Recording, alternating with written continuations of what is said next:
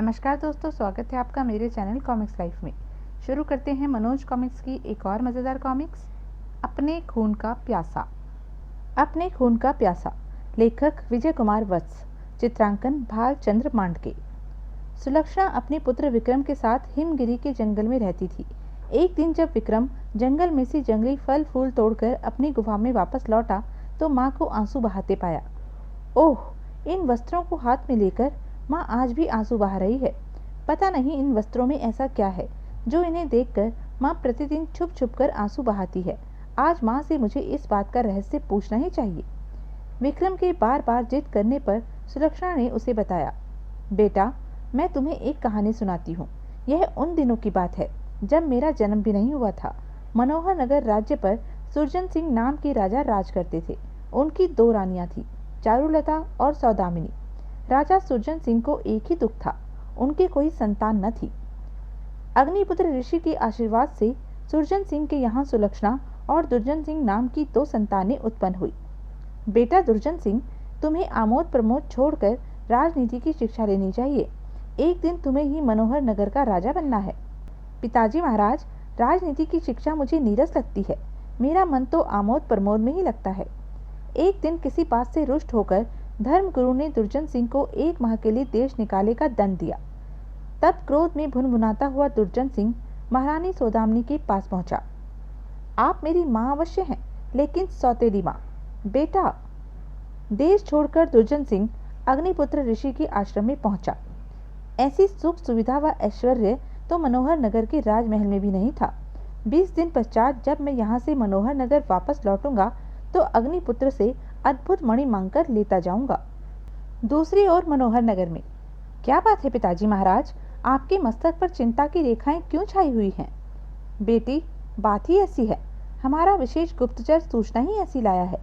सुरजन सिंह की अनुपस्थिति में सुलक्षणा ने राजा जोरावर सिंह की सेना से लोहा लिया। सैनिकों, एक भी दुश्मन बचकर न जाने पाए। एक दिन जब सुलक्षणा का घोड़ा पागल हो उठा तो एक युवक ने अपनी जान पर खेलकर सुलक्षणा की जान बचाई। ओह, यह तो कोई लड़की है। सुलक्षणा चक्रम सिंह को लेकर राजमहल में पहुंची और उसे अपना मेहमान बनाया। तब एक दिन, महाराज, मैं आपकी पुत्री सुलक्षणा से विवाह करना चाहता हूँ। आपने तो मेरे मुंह की बात छीन ली है। राजा चक्रम सिंह, हम स्वयं इस विषय में सोच रहे थे। राजकुमारी सुलक्षणा और चक्रम सिंह का विवाह धूमधाम से हुआ। तब सुलक्षणा को साथ लेकर चक्रम सिंह अपने राज्य रविनगर चला गया। अग्निपुत्र के आश्रम में रहते रहते दुर्जन सिंह के 20 दिन व्यतीत हो गए। तत्पश्चात देश निकाले का 1 मास व्यतीत हो चुका है। अब मुझे अपने राज्य वापस चलना चाहिए। अग्निपुत्र ऋषि से मणि लेकर वह मनोहर नगर जा पहुंचा। मनोहर नगर पहुंचकर, मणि, धर्मगुरु और जिस जिस व्यक्ति ने मेरा मजाक उड़ाया था उन्हें मौत की गोद में पहुंचा दो। तत्काल ही ऐसा हुआ। धर्मगुरु और राज्य के अनगिनत लोग अकाल मृत्यु को प्राप्त हुए। एक दिन, महाराज, सुरजन सिंह कल राजकुमारी सुलक्षणा को मनोहर नगर का राजपाट सौंपने वाले हैं। ऐसा मैं कदापि नहीं होने दूंगा। उसने उसी समय ध्यान की मुद्रा बनाई और मणि को आदेश दिया, मणि, मेरे माता पिता की ऐसी अवस्था कर दो जिससे वह हिलडुल ना सके और ना किसी से बातें कर सके। उसके ऐसा कहते ही सुरजन सिंह और सौदामिनी की ऐसी ही अवस्था हो गई। इस प्रकार 15 दिन बीत गए। राजा सुरजन सिंह और महारानी सौदामिनी की अवस्था पूर्वता ही बनी रही। महाराज की अवस्था तो ठीक होती प्रतीत नहीं हो रही है। राज सिंहासन सूना पड़ा है। ऐसे कब तक चलेगा? अब तो युवराज दुर्जन सिंह को ही नया राजा बनाने के अलावा और कोई रास्ता नहीं है। दूसरे दिन ही दुर्जन सिंह का राज्याभिषेक कर दिया गया। इन सब घटनाओं की विस्तृत जानकारी के लिए देखें अग्निपुत्र और विचित्र वरदान, विचित्र राजमहल और जादुई मणि और मौत की तबाही। अब आगे। विक्रम को इतनी कहानी सुनाने के पश्चात सुलक्षणा चुप हो गई। तुम चुप क्यों हो गई माँ? दुर्जन मामा के राजा बनने के पश्चात क्या हुआ, यह तो बताओ।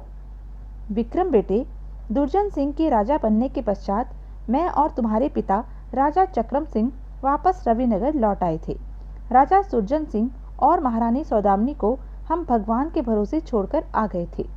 इस घटना के 1 वर्ष पश्चात तुम्हारा और तुम्हारे जुड़वा भाई करण का जन्म हुआ। क्या क्या मेरा कोई दूसरा भाई भी है माँ? यह सुनकर सुलक्षणा ने ठंडी सांस खींची। हाँ बेटा, तुम्हारा दूसरा भाई भी था, लेकिन वह तुम्हारे क्रूर मामा दुर्जन सिंह की भेंट चढ़ गया और उसी दुर्घटना के पश्चात हमारा हंसता खेलता परिवार छिन्न भिन्न होकर रह गया। ओ माँ, कृपा करके मुझे विस्तार पूर्वक सारी बात बताओ। सुनो बेटे, मनोहर नगर पर राज करते करते दुर्जन सिंह को 4 वर्ष व्यतीत हो गए थे। इन 4 वर्षों में प्रजा उससे पूरी तरह तंग आ चुकी थी। दुर्जन सिंह प्रजा पर तरह तरह से जुल्म ढाता। एक बार पृथ्वी पर भयंकर सूखा पड़ा, पेड़ पौधे सब सूख गए, खेतों में अनाज का एक दाना भी उत्पन्न न हुआ, लोग भूख को मरने लगे। तब एक दिन कुछ ऋषि दुर्जन सिंह के नगर में पहुंचे। प्रधानमंत्री ने इसकी सूचना महाराज को दी। महाराज, सुना है कि राज्य में कुछ ऋषि आए हुए हैं और सभी ऋषि भूख प्यास से अत्यंत व्याकुल हैं। हम अभी चलकर उन्हें अन्न इत्यादि देते हैं ताकि उनके पेट की क्षुधा शांत हो सके। दुर्जन सिंह तुरंत रथ में कुछ सामान रखवा कर वहां पहुंचा जहां ऋषि ठहरे हुए थे। ऋषियों, आपको भूखे मरने की जरूरत नहीं है। मैं आपके लिए कुछ खाद्य सामग्री व रत्न इत्यादि लाया हूँ, इन्हें स्वीकार करके मुझे अनुग्रहित करें। कहकर दुर्जन सिंह ने ऋषियों के सामने अन्न, घी, दूध और तरह तरह के रत्नों का ढेर लगा दिया। राजन, हम लोग भूख प्यास से व्याकुल अवश्य हैं, पर तुम्हारी इन वस्तुओं को स्वीकार नहीं कर सकते। ऐसा क्यों ऋषिवर? राजन, तुम एक जालिम राजा हो। तुमने अवश्य ही यह सब वस्तुएं अपनी प्रजा के दिल को दुखाकर प्राप्त की हैं। हम सब भूखे मर जाएंगे, पर बुरे कार्यों से पैदा हुए अनाज व दूध इत्यादि को नहीं खाएंगे और न ही इन रत्नों को स्वीकार करेंगे। इतना कहकर ऋषि ने अपने बाकी साथियों को उठने का इशारा किया। तत्पश्चात सारे ऋषि वहां से उठकर चल दिए। यह देखकर दुर्जन सिंह अपमान की ज्वाला से सुलग उठा। इन ऋषियों ने इतने लोगों के सामने मेरा अपमान किया है, मैं इन्हें बख्शूंगा नहीं। क्रोध में भुनभुनाता हुआ दुर्जन सिंह राजमहल में पहुंचा और उसने तुरंत ही भैरवानंद तांत्रिक को बुलवाया। भैरवानंद, अभी अभी पश्चिम दिशा की ओर कुछ साधु गए हैं, तुम्हें उनका पीछा करके उन्हें सबक सिखाना है। जो आज्ञा महाराज। राजा दुर्जन सिंह की आज्ञा पाकर भैरवानंद तांत्रिक तंत्र मंत्रों की शक्ति से उन 5 ऋषियों से भी आगे जा पहुंचा और उसने तंत्र शक्ति से 5 फल बनाए। इन 5 फलों को राह में रख दूं। जब भूखे प्यासे 5 ऋषि इस ओर से गुजरेंगे तो इन फलों की ओर आकर्षित होंगे और जैसे ही वे इन फलों को खाएंगे तुरंत ही मर जाएंगे। 5 फलों को राह में रखकर भैरवानंद तांत्रिक एक पेड़ के पीछे छिप गया। कुछ ही देर में 5 ऋषि वहां से गुजरे।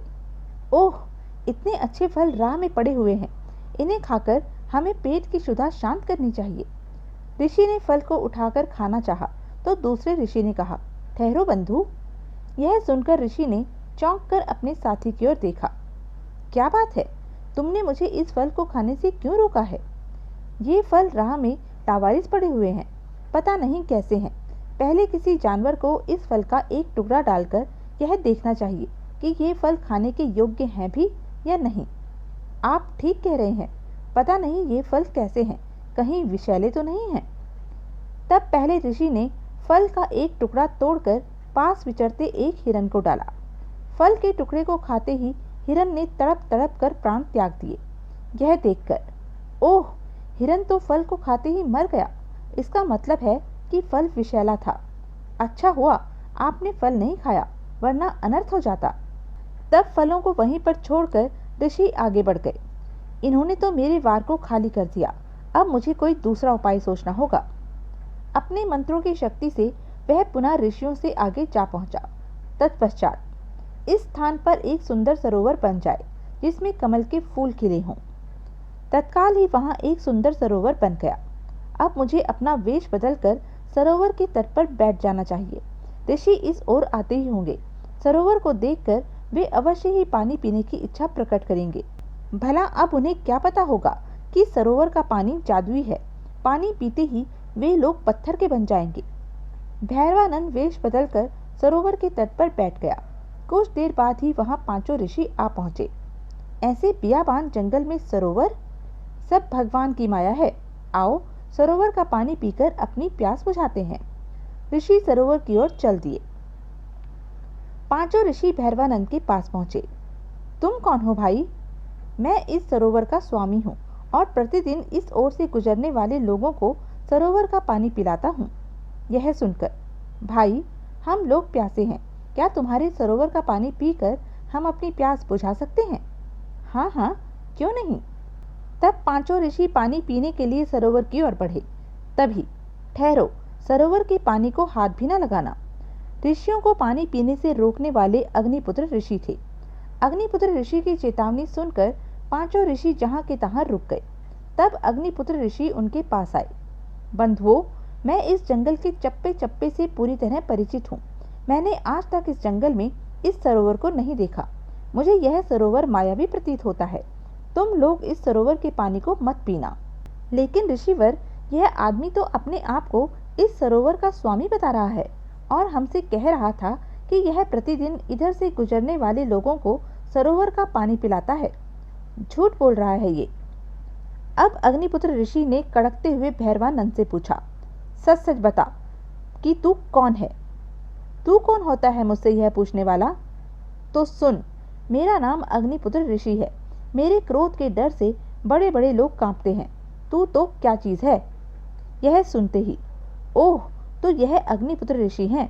इनके गुस्से से तो बड़े बड़े राजा कांपते हैं। मुझे जल्दी से यहाँ से 9-2-11 हो जाना चाहिए, वरना आज मेरी खैर नहीं। भैरवानंद वहां से भागने की योजना बना ही रहा था कि जल्दी से अपने बारे में सच सच बता दे, वरना मैं तुझे अभी भस्म किए देता हूँ। नहीं नहीं, ऐसा अनर्थ न करना ऋषिवर, मैं आपको सच सच बताता हूँ। मेरा नाम भैरवानंद तांत्रिक है। मैंने ही माया से इस सरोवर का निर्माण किया था। जैसे ही ये पांचों ऋषि इस सरोवर का पानी पीते, ये पत्थर के हो जाते।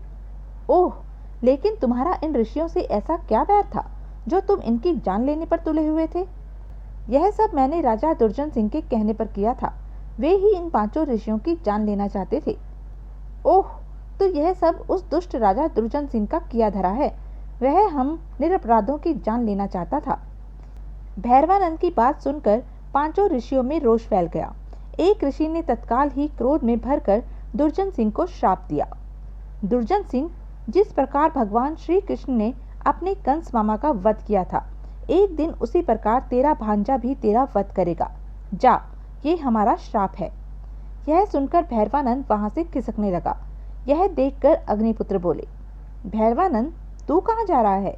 जाते जाते तू भी तो अपनी करनी का फल भोगता जा। जा, तू इसी समय अंधा हो जा। भैरवानंद तत्काल ही अंधा हो गया। अब भैरवानंद गिरता पड़ता मनोहर नगर की ओर चल पड़ा। ओह, किस बुरी घड़ी में मैं इस कार्य पर निकला था। अपनी आंखें भी गवा बैठा। इधर अग्निपुत्र ऋषि को धन्यवाद देकर पांचों ऋषि आगे बढ़ गए।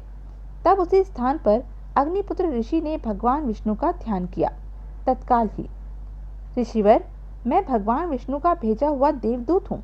कहिए, मेरे लिए क्या आज्ञा है? देवदूत, तुमने जो अद्भुत मणि हमें दी थी, वह मणि इस समय दुर्जन सिंह के पास है। तुम उसके पास से उस मणि को ले लो। दुर्जन सिंह उस मणि का दुरुपयोग कर रहा है। ठीक है ऋषिवर, मैं अभी ऐसा ही करता हूँ, कहकर देवदूत वहां से अदृश्य हो गया। इधर गिरता पड़ता भैरवानंद राजा दुर्जन सिंह के पास पहुंचा।